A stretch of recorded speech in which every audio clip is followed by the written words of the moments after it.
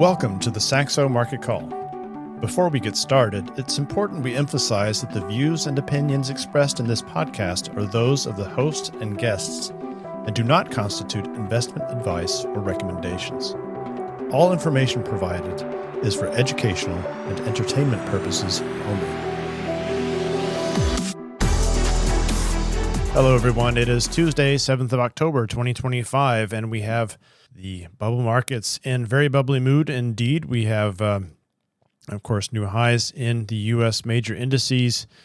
Europe looking in quite good order yesterday as well. A little bit of a negative vibe this morning. Not sure the approximate cause there, but yeah, what can we say? The proximate cause here does appear to be this OpenAI deal with AMD. And, AMD stock on the day, the prior day closing below 165, surging as high as 227, really not surging there. It surged after the hours and then opened around 227. Pretty much sold off all day, ending the day at 203, but still up 23% on the day. And I just love some of the summations I've seen out there of this deal. I mean, putting some question marks around it. It doesn't seem to matter. It just it generates so much enthusiasm when these big numbers are thrown around by OpenAI. How much it plans to spend? I think it was at $78 billion on AMD chips. Or some of this measured in gigawatts. How many gigawatts worth of chips it could run? And I just found one that was somebody apparently paraphrasing Matt Levine. So I just have to trust this Twitter account. I did like it on my my X account. I did like it. It's from somebody called Liquidity. So here's the summation of the OpenAI AMD deal, supposedly by Matt Levine. So how do those negotiations go? Like schematically. So OpenAI says, well, we would like 6 gigawatts worth of your chips to do inference. AMD says, terrific. That'll be $78 billion. How would you like to pay? OpenAI. Well, we were thinking that we would announce the deal, and that would add $78 billion to the value of your company, which should cover it. AMD. No, I'm pretty sure you have to pay for the chips. OpenAI. Why? AMD. I don't know. It just seems wrong not to. OpenAI. Okay, why don't we pay you cash for the value of the chips, and you give us back stock? And when we announce the deal, the stock will go up, and we'll get our $78 billion back. AMD. Yeah, I guess that works, though I feel like we should get some of the value. OpenAI. Okay, you can have half. You give us stock worth like $35 billion, and you keep the rest.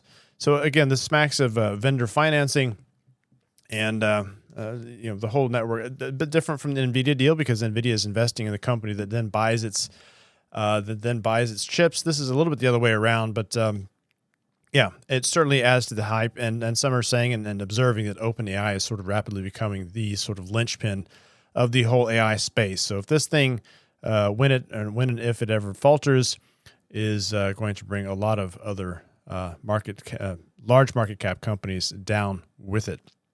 Our bubble basket, no big surprise there. Our AI basket or AI bubble basket, depending on your point of view, up now 8.5% since we declared this in September 11th. So annualized at well over 100%.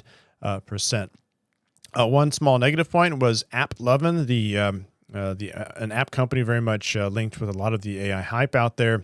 It was down 14% yesterday and a little bit more after the close. Something about the SEC, which I forgot still existed. It almost doesn't seem to exist anymore. Complaining about their methods of data collection, apparently. So that specific story was one of the negative blemishes on the AI space yesterday. And then just sort of adding to the general bubble vibe here, the observation from another X follow on X, obviously.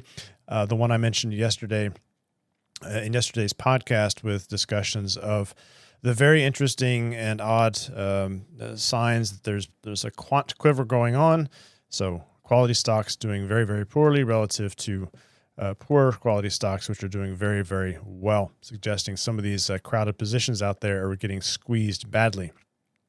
Just pointing out that a stock like Rigetti, so this is one of these quantum computing outfits, a whopping $8 million in revenue this year. But the market cap of the company now, after the last 3 days of running up aggressively, is at $13 billion. So something like a 1,500 price to sales, which to say the least is just not normal. Even something like Palantir, which is one of the most overextended in valuations, approaching that 100 price to sales recently. But anyway, Rigetti. So there's some news. It's sold a couple of systems to the Air Force and others. It's a fascinating area. I have no idea if this quantum computing technology will ever fly. Maybe it will. But the valuations are rapidly, of course, pricing in spectacular growth. But so this small company, $13 billion. But of course, with these crazy returns and the hype around it, doing more dollar volume in its shares recently, whatever the day was, according to this observation. I think it was just the other day, the day before yesterday, doing more dollar volume than what should be in the Mag 7 or certainly a Mag 8 stock, Broadcom. So this is just one of these many indications of the bubbliness in the space, and I've got a great link for you that for those that want to assess whether we are in a bubble. But I'll get to that in a moment. One other stock I'll pull out: Tesla, also having a good day yesterday. Supposedly teasing some kind of product unveiling. Bloomberg speculating that this is simply a cheap Model Y. After all, the $7,500 federal tax credit has been eliminated and has rolled away, so they need to do something maybe to continue to keep their sales volumes up.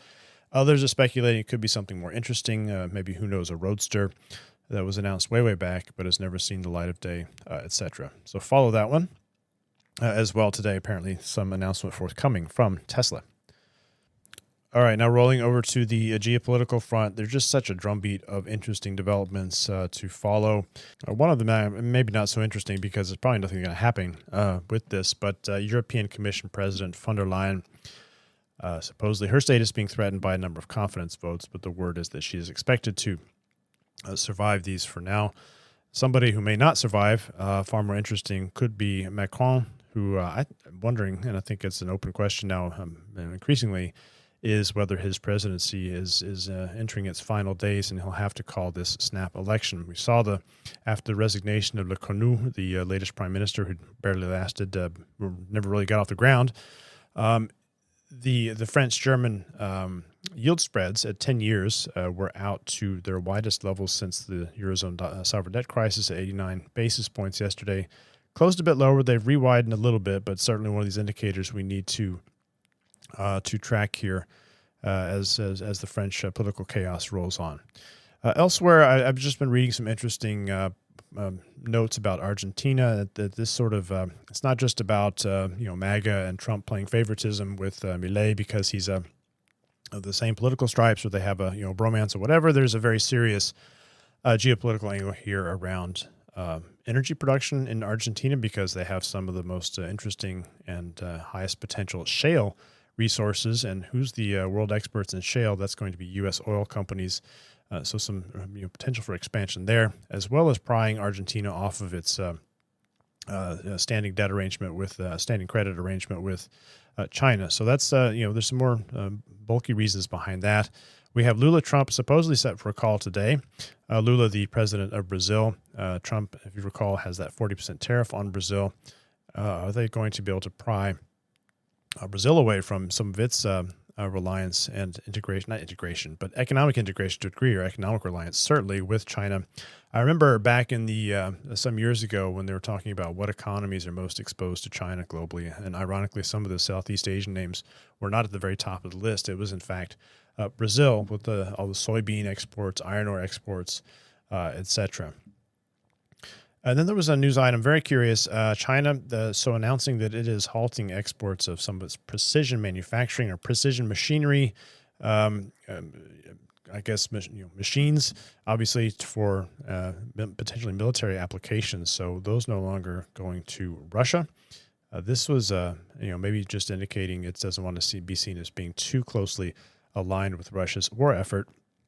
And then there was a very bizarre, and I'll put a link in there. I just had not heard about this, but some kind of plot in the U.S. and apparently in New York City with some 200,000 SIM cards that were produced. And I guess these were loaded into a whole bunch of telephones that were sort of aligned or arrayed in some sort of physical arrangement and connected to some gear that would allow basically a denial of service via overloading the network by texting 30 million texts per minute. Would have completely shut down the emergency services and really the whole telephone grid if this plot had gone forward. Supposedly China linked, just really crazy stuff, and odd that it didn't get to wider spread coverage. And then we have apparently Trump stopping all Venezuela outreach, diplomatic outreach. Really the drumbeat of something going on there as well. Are we set for U.S. military forces to invade key port facilities and establish some kind of foothold in Venezuela? I have absolutely no idea, but there is supposedly sufficiently assembled flotilla in the Caribbean around Puerto Rico, etc., for the U.S. to do so if it wants to. What would be the fallout there? Absolutely no idea, but it's of course going to raise the geopolitical temperature to some degree. And then, we can't know if this was sabotage or not, but it's certainly inconvenient to have a large Ford plant that I think it sort of shapes. I don't know exactly what it does, but it's responsible for something like 40% of the aluminum parts used in the auto industry in the U.S. And this large plant suffered a nasty fire that is going to take its production offline for quite some time. So, geopolitical or not, it's a key plant for logistics, and just shows the risks. And when they're these single plants that are responsible for too much of the supply of important basic materials or industrial inputs, if not basic materials. All right, a little bit over to macro and FX. I mentioned the euro story as well. Euro a little back under pressure today. It kind of rebounded quite nicely from actually the dip, at least versus the dollar and versus the yen to a degree as well. Intraday, I should say, when that resignation of the new prime minister was announced. But it's technically it's just a mess. So it needs to break above 118 or back below. Let's call. I actually don't remember the downside level. It's important, but it's kind of mushier to the downside where it needs to go. There's just no direction in euro-dollar at the moment until further notice. In Japan, there was a strong 30-year JGB auction overnight that supposedly calmed nerves in Japan, but the drop in the yields after they posted a new high for the cycle before that auction actually sort of we're back and forth quite a bit, and we're almost unchanged from the previous day's close at the last time I looked at them before recording this podcast. So we still need to keep our eye out on the longer end of the yield curve, whether it's Japan, whether it's the U.S., where I have my eye on that 4.20 level for the 10-year yield. When something that both impacts risk sentiment starts to prompt the risk of officials needing to mobilize for some kind of response, etc. But the combination, of course, of these higher Japanese yields with wildly strong risk sentiment globally encourages the carry trade and makes it difficult to put together that more yen bullish argument. To be fair, though, Takaichi advisor Honda was out yesterday saying specifically with some verbal intervention that the dollar-yen level of 150 or over 150 is getting to be too much of the yen weakness, that if the yen is too weak, it keeps inflation high, and that while they see the October Bank of Japan hike is quote-unquote difficult, I don't know why I would use that word, a December hike would seem reasonable or okay. So it doesn't really dramatically alter the Bank of Japan outlook. And I also don't think the Bank of Japan outlook is all that key of a variable. It's more about where we are with pressure on the longer end of the Japanese yield curve and yields globally more than the front end, and whether the Bank of Japan is going to hike 25 or 50 basis points over the next year. Actually, and there was one more thing in terms of getting some visibility from the U.S. economy. It's important to get these shutdown ended, to get these releases out. And on that front, Trump apparently ready to negotiate on healthcare. It really suggests to me that this is going to move forward and is bringing forward the end of the shutdown, which makes sense. It also makes sense for Trump to avoid the damage that it would have caused if they had just let this healthcare coverage and the support for the Affordable Care Act or Obamacare to go away, and these premiums to just ratchet up dramatically into the midterms next year. So I suspect some deal will be struck, and the betting markets are bringing forward when they think this will end, more like probably within a week or a bit more, rather than stretching on beyond 3 weeks. All right, then that takes us to some links for the day you can find in the John J. Hardy Substack. You can find the link to the Substack. Just Google that, John J. Hardy Substack, or find it in the podcast episode description. There's a John Authors piece on Bloomberg. He's always great commentary, putting his daily one up on his comments on France. The crazy New York City SIM card denial of service thing, or what the heck is that all about? One on old school grocery items that are making a comeback. There's one company that supposedly should be doing well if this article is correct, and that's Hormel, ticker HRL. It has been doing horribly, but and that is not a recommendation. But before I believe that article, I would certainly like to see Hormel shares starting to turn around there. And then I think the best one of the day is the latest Felder report with a lot of links. As I mentioned at the top of the pod, discussing is like the title of the Felder report is "How Do You Measure a Bubble?" And he offers 4 great links on, taking a stab at that. One of those is to a Derek Thompson Substack, how this ends. There is a free trial on his Substack. You can get the full article if you do the free trial.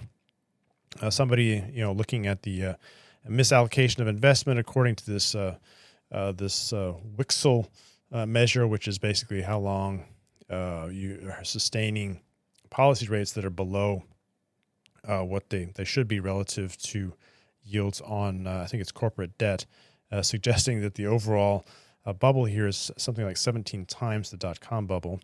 Then we have Ian Hartnett on an FT commentary piece talking about the capex endgame approaching, and Man Group talking also somewhat similarly about what we've talked about here in terms of vendor financing, etc., on the whole circular economy. And if this corrects, it impacts something like at least a quarter of the S&P 500.